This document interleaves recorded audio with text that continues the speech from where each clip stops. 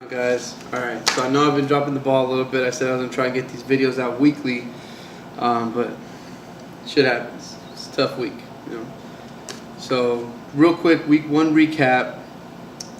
146.9 points. That was the most out of anyone, and already claiming the throne, Viceman. Over the river and through the hills or whatever to grandmother's house he goes. More like to your auntie's house, motherfucker. Well, he had the highest this week, first week, I'm sorry.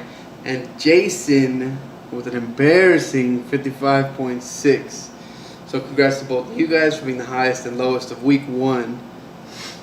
But here's a fun fact. Week two, the highest was J Payne, House of Hippo Griffins or Hungry Hippos or whatever the hell fucking name is, Triple H. Had the highest. Second week, 113.3. And David from the Top Dog claiming to, give me your money already because it's over. I'm a fantasy god. I'm a fantasy genius. Yeah, well, apparently not. I mean, what was it? 68.6? The lowest out of anyone. Well, let's kick things off. Here we go. So the match of the match that I was looking forward to the most, I thought was going to be the best.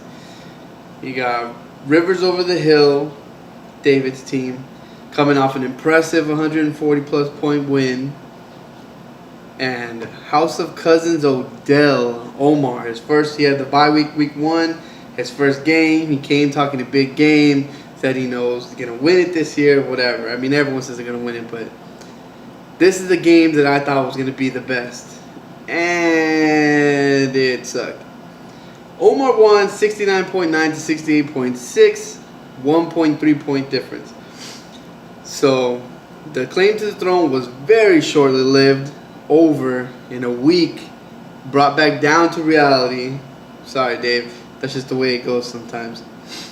Bradford not playing really hurt Diggs and Cook. I mean, they had horrible games compared to their first week. You know, fuck the Vikings though, so keep going on. And how about Buck Allen, Javorius Buck Allen? We were talking about Danny Woodhead going down, and you know, I was like, he was doing so good. And then they're like, yeah, and he was using Buck Allen. He was talking about Buck Allen. Buck Allen left him on his bench.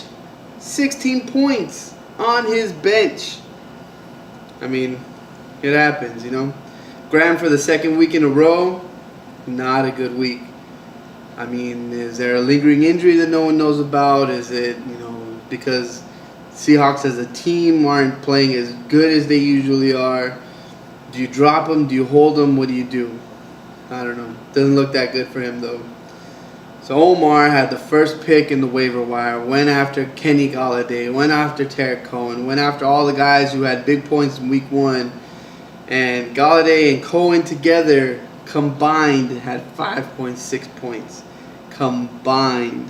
So what happens when you chase points, ladies and gentlemen. You got to look at the targets. You got to look at the volume. You got to look at, is this going to keep up or not? So, yeah. Both teams were bad this week. Dave's, yours was worse.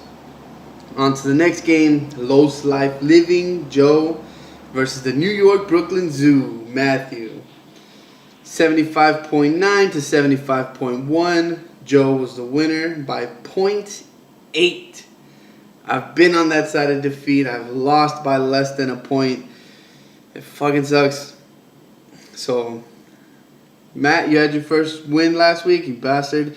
Now you got your first loss this week. So, Brady looked really damn good. Looked like the first round pick that he should have been as opposed to last week. However, I still think he reached for him, but he did a great job. It was like 4 touchdowns, something stupid like that. But Cooper, 4 for 33 yards. Man, I mean, if you saw any part of the week one game, you could see he was dropping targets left and right, which of course left the door wide open for Crabtree. But that doesn't matter in this game. It was a bold move, Matt, for you to stick with Palmer. You should have played J.J. Nelson, 18 points on your bench. That could have won you the game. Again, you only lost by 0.8, but Zeke should have taken the damn suspension. Horrible game against Denver. And everyone's talking about, he quit on his team, and it just was not good for the Cowboys at all on Sunday. Brandon Marshall, probably, I don't want to say he's a bust yet because the whole offense of the Giants is sorry. I'll get to that later, more on that later. But Brandon Marshall has not done anything near what anyone thought he was going to do. So, both of you guys, actually, your second best player on your team this week was your kicker. Oh, man, that's tough. Tough. Hit the waiver wire, fellas. Do your research. Not a good week for both you guys, but 75 points, I mean, I guess that's not too bad. Joe with the victory, like I said. On to the next one. Nothing but sleepers, Cade versus Witten the hell, Mike. So it was a 109.8 to 95.4, 10.4 point victory for Cade. Solid performance from everyone except Antonio Brown. I mean, he had an okay game, but for an Antonio Brown game, it wasn't good. And for Mike, when I did the draft, when we talked about it, when I did the draft recap, I told you, you're going to be your own worst enemy. You have a lot of talent. It's the weekly matchups. It's, the tinkering. Who do I start? Who should I bench? I'm going to put this guy, and I'm going to put that guy, overthinking it too much. Sanders, Simeon, and Witten, all three on your bench, combined for 64.5 points. Man, that's a lot of points left on the bench, but I think it's time to give up on Eli. I mean, I know Peyton got your team the Super Bowl, but cut ties with the Manning family, bro. Move on. Both your teams had really good weeks. 95 points is not a bad week at all.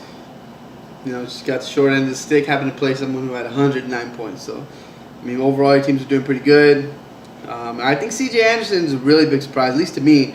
I don't know if anyone else other than you, Mike, expected him to do as well as he's doing, but nice pickup there. Still not enough for the win, though. Like I said, 10.4 point difference, and that's the loss. On to the next game, the Hungry Hippogriffs. I apologize for butchering that name earlier.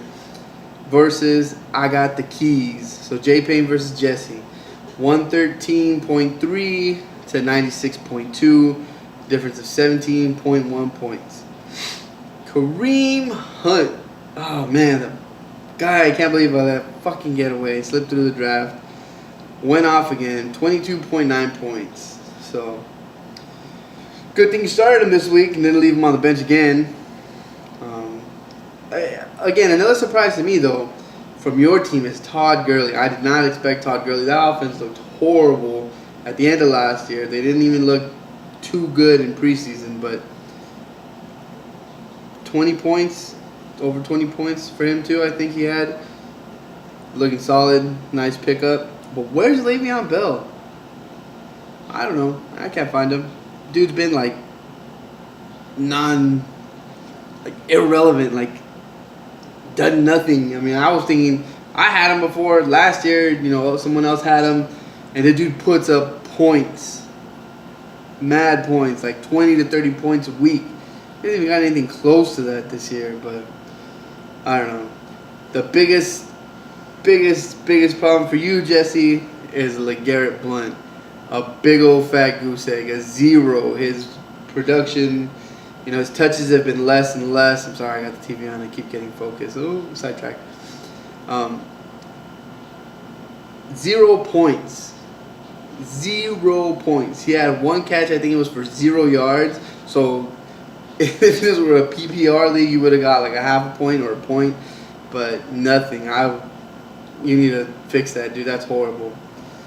Other than that, 96.2. Like I said, it gets you a win most weeks. About 90 points gets you a win most weeks, but you happen to be playing the guy who had the most points this week, so better luck next week, dude. I pity the fool. The worst, from first to worst, Caesar. against Julio. Caesar versus Ray. 85.5 to 89.8. Ray won by 4.3 points. Caesar, why do you have 2 kickers? That's why you fucking lost. 2 kickers? Do you really need 2 kickers? No. Especially with a sorry ass team like yours, you don't need 2 kickers. The Olsen injury is gonna hurt big time going forward. I think Olsen could have been one of the best tight ends. He's proven it before as far as fantasy goes, but yeah, that's gonna be tough, man. You lost. First you lose David Johnson, now you lose Greg Olsen. It's not gonna be a year, dog. Hate to break it to you. Fournette's still looking good, and Hogan seems to be like the real deal, at least until we see if Van Mendola comes back, how that all plays out. Matt Bryant saved the day, man. I mean, Ray, how are you 2-0 with those running backs and that team? I mean, Gronk, Brady, and Bryant, those were, not Brady, I'm sorry, Breeze and Bryant. The only 3 who put up anything worth noting on your team. And again, you're 2-0, managed to get it. Luck's on your side. Congratulations. So just let it roll, man. On to the next one. Let's see. We got 1, 2, 3, 4, 5. Okay, that's all of them. Like I said, I had the bye week, so congrats to the highs and lows of that week. Now let's get into a quick Week 3 preview. First game, well, obviously first on my list because it's my team. Philadelphia Mancheetahs versus the House Cousins Odell. Omar, you said you were going to do a live Facebook feed and you were going to tell everybody, this is my team, this is his team, who you got. Never saw you go live. Maybe I missed it. Maybe you just didn't do it. Maybe it's because you're scared. Maybe it's because you know I'm going to come and whip that ass. So, you're the underdog, and I know the projections don't mean shit, but Ty Montgomery versus Cincinnati. Cincinnati has been horrible. Ty Montgomery has not been horrible. I think he's going to tear it up, and I think he's going to give me the most points this week. I mean, Devontae Freeman can run all over Detroit, and it's possible that he puts up another 20-plus point game and makes you have it close. But I'm going to whip that ass, dog. I'm calling it by more than 13 points. So, tough luck, buddy. Rivers over the hill versus New York Brooklyn Zoo. Stafford's the fourth quarter king, and he can put up big points against Atlanta. He can sling it all over the place. He's done it the last 2 weeks. But I think Jay Ajayi, David, is going to be your best player this week, destroying the Jets. The Jets have been horrible, and I think that game for you is easily a victory. Matt's favored by 10 points, but I mean, you got Tyreek Hill, versus the Chargers. Ajayi, like I said, against the Jets, and Stafford against Atlanta. Atlanta, they gave up big points to Aaron Rodgers last week, even though the game was already out of hand. As we know, in the Super Bowl, Atlanta lost, even though they were ahead. So they give up points late. I mean, even if they get a comfortable lead, and if not, Stafford, like I said, come back in the fourth quarter and put up from fucking no points to having 35 points. This guy's fucking insane. I picked you in that game, David. Probably about like 5-6